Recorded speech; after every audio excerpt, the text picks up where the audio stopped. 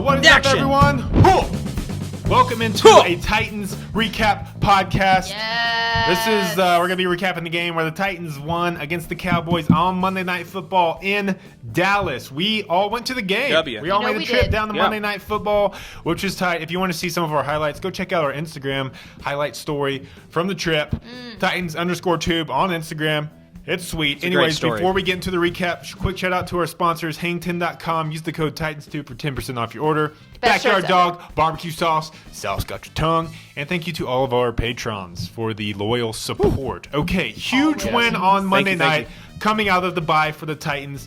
28-14 on the road in Jerry World. Titans survived the first quarter. Came back and managed to almost kind of dominate the game by the end. Guys, I want to hear your take on one, our trip. How was the trip to Dallas? What did you think of Jerry World? And then two, thoughts on the game. Justin, I'm going to start with you. What up, dude? Tell me about guys? Dallas Yeah, trip. we're back in Nashville and Denver now. But yeah, dude, Dallas was such a great trip. I'm so glad we went. Dude, and yeah, I mean, Dallas was awesome. That was the first time I've ever been to the city to hang out and obviously go to a game there. Jerry World makes you feel small. It makes you feel like you're alone in the world. Just with how big it is on a regular basis. Oh, yes, that's true. But it was incredible, and the people were nice. The game experience was really cool. I gotta say, I have respect for the Dallas fans at the game. The stadium was loud. I could barely hear you next to me when you were talking, so they got into the game. That's an exciting atmosphere, and I like that when I go to football games.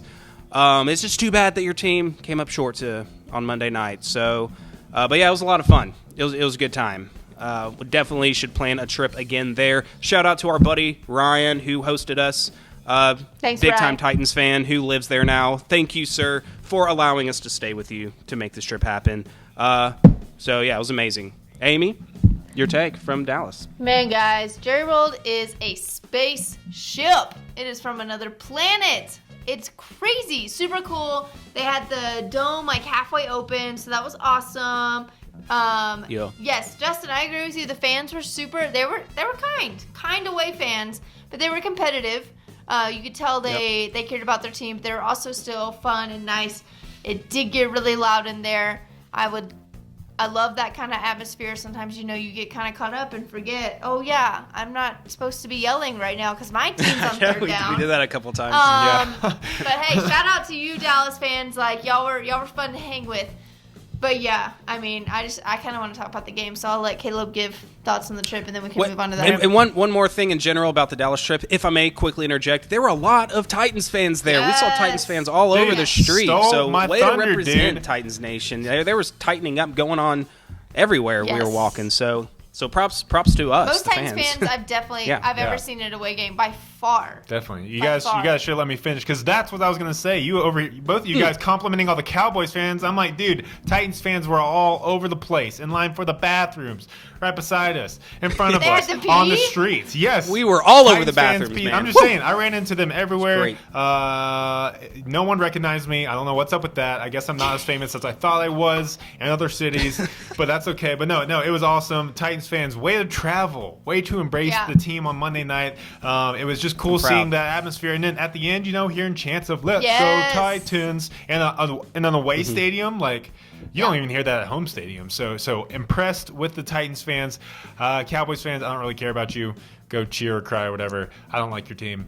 I'm a Titans fan. No, that was awesome. So shout out to Titans fans. Because I used to get so sick and tired of going to Titans games at home and having other teams come in and start their chants, and like when you can hear an away team's fans chanting, like that means that there's at least a decent amount of them. So it was awesome to be on that side of the ball this time. The Eagles game was an embarrassment. They were so loud. They completely took over that stadium. It was embarrassing. Yeah. But we redeemed ourselves by traveling to the Cowboys game, in my eyes. We did. So we did. Well done, fans. Yeah, and Jerry World was crazy. Seems a little excessive, I guess, for a football stadium. But, hey, it's cool. Whatever. Jerry. It puts on a show. Puts on a whatever gets you the wins. Oh, wait. Boom. Okay, let's get into this game, bro. Okay, let's get into this game. It was so good from the second quarter on. Titans showed some extreme composure, extreme heart in not letting those 2 early turnovers not knock them down and keep them down. But you have to admit, the Cowboys, that's so inept. That is extreme ineptitude by getting those huge breaks early and only being able to convert into 7 points, missing a field goal, and then throwing an interception in the end zone in double coverage. That's KB territory, guys. You don't throw at Kevin Byard. Come on, Dak. Dak only had his eyes on Amari. That was it. Yeah, he had those eyes for Amari. So that was huge. We recovered from giving the Cowboys some early breaks, and Mariota probably the best overall game that he's played. I know he had a great game against Philadelphia, but man, those third down conversions, dude. That was something else. Yes. That was like, what was he, 11 for 14? Yes. That is what a franchise quarterback is. Well, that's what the Titans supposed were to do when called upon, and he did it better than a lot of great quarterbacks could have in that game. 11 for 14, dude. That's the biggest stat of the game for me. You hope that your team doesn't get into 14 third down, opportunities. Especially, I feel like I would love to know. Why not? It means you're having long drives. I would love to know every down. How many of those 11 were over 5 yards, but a lot of them were. Yeah. But I mean, I'm just saying, props that to me that gives Marcus even more props, because I feel like not many quarterbacks are faced with 14 third downs and they end up converting 11 of them. To me, that's way more impressive than being 5 of 5 on third down. Yeah. I agree with you, Justin. That stat stands out to me for sure. Yeah, and Marcus's ability to, make some throws downfield, convert these long third downs. We saw that it really opened up the run game a little bit as the game went on. Deion Lewis and Derrick Henry broke a nice 13, 14-yard run a little later in the game. So when Marcus is on, putting the team on his back, just everything starts opening up for him, and we definitely saw that as the game went on. I mean, we might have seen the most accurate pass Mariota has ever made in his career. We thought it was the one to Delaney against the Colts last year in quadruple coverage, but this triple coverage to Darius Jennings, who props to Darius. You caught it this time, man. Way to go. Which was, I think this was even a much harder catch than the one in Philly, the one against Philly. So props to you, and great throw by Mariota. He looked comfortable. He looked like he in control of the offense, minus the one, or I guess 2 fumbles. The miscue with Deion Lewis and then getting stripped. But other than that, the little shovel pass to Jonnu, I mean, he sold that so perfectly. And, side note here, he looked great in white. I mean, those all-white unis were the whole team did. I like the white-on-white colors. Mariota, if that or a lack of color. He looked whatever white is. He looked confident, and that is something that I have missed from seeing in him this season. He looked confident in his throws.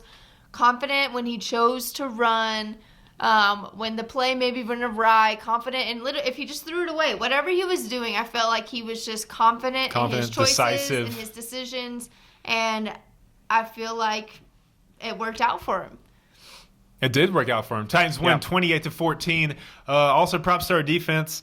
One for just holding the first quarter when we could have been down 3 possessions easily on short fields. Shout out to Kevin Byard. I actually kind of liked him standing on the star after the interception. Thought it was funny. That got more backlash than I thought it would. Yeah. I like the dance too, the little jig. That was my favorite part.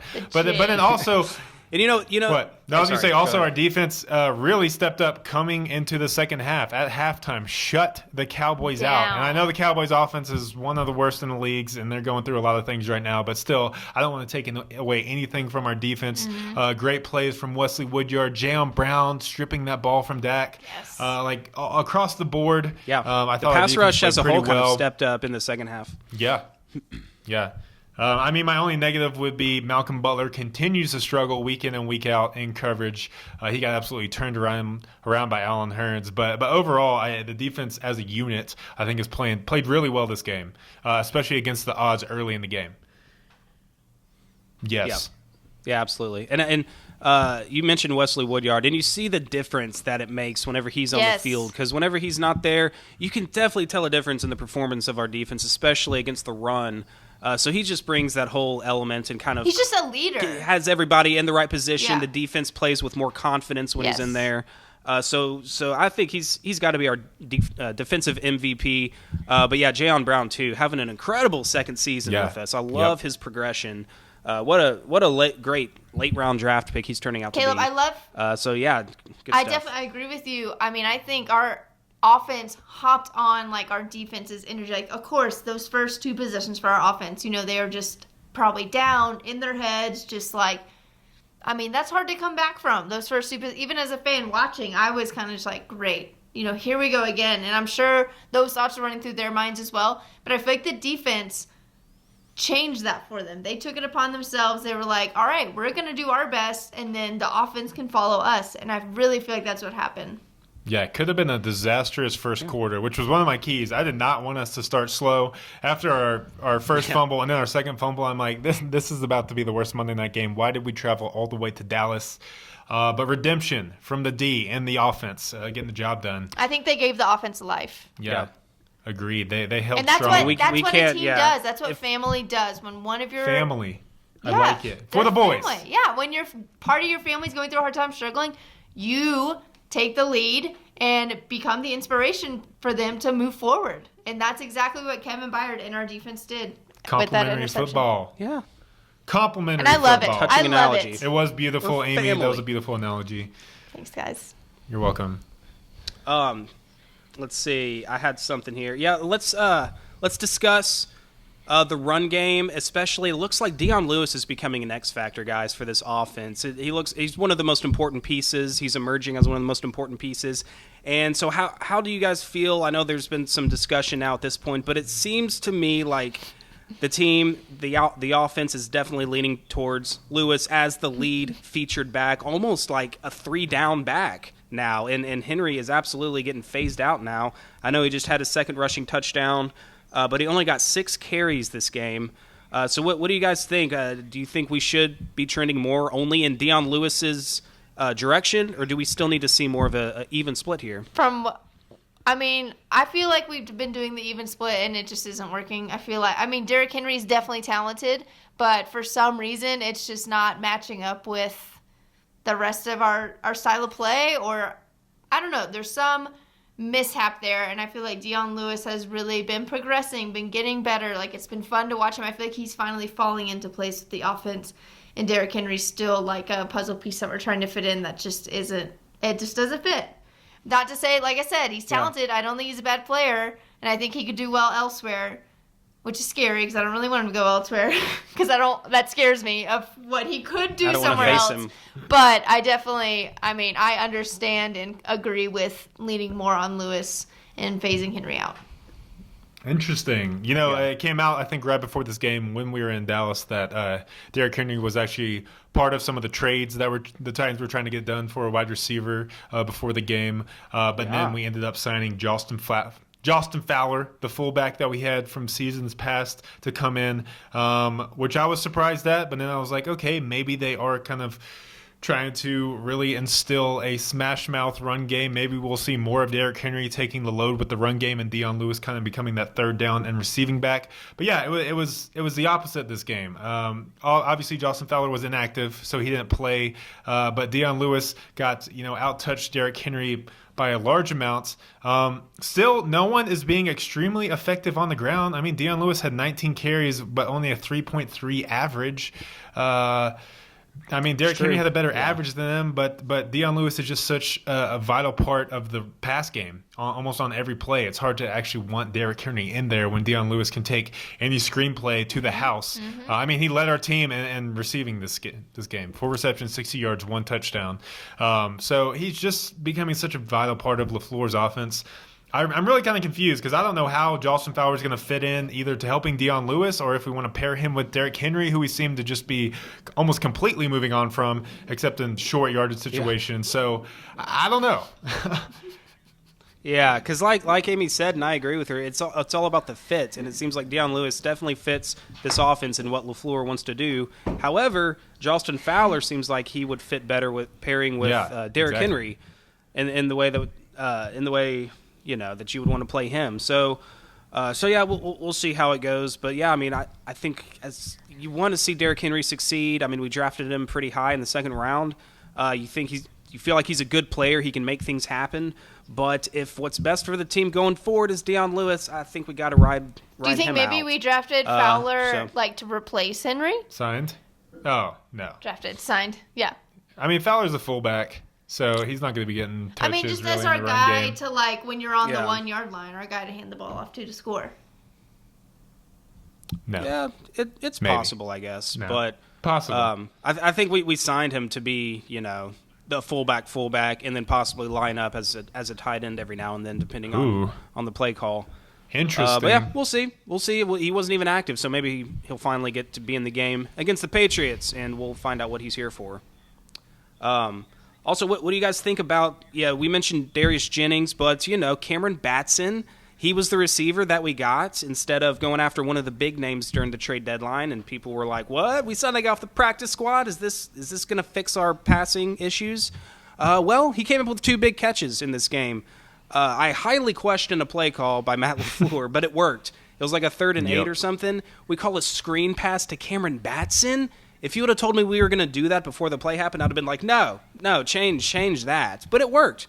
So that I don't know anything. But again, these young receivers coming up big for the passing offense. I don't know about y'all. I don't know much about him because obviously he's on the practice squad, so I don't know how we can really know, but they saw something in him. I mean, I feel like at this point you just we got to trust that they saw something and well, he's short, but he's quick and he's elusive. We know that because he's our kick returner. So I kind of like the screen call on 3rd and down to Cameron Batson. I don't think anyone was expecting that, and he's a guy where I think that's where he's going to excel. We're not going to be throwing him fade routes down the sideline. Get the ball in his hands with some space, some blockers in front of him. That's true. And I think that's maybe more just of his in terms of calling his number for the maybe screen that was pass, shocking, but it worked. But I guess Corey Davis and Tajay Sharp are good blockers as receivers too, so maybe that's why we had to use him. And he's small; he can hide behind the blockers. But I have no complaints. I think our whole receiving core, our passing game as a whole, I think had their best. Wow, the South coming out on me. I think our passing game as a whole had the best game of the year right here.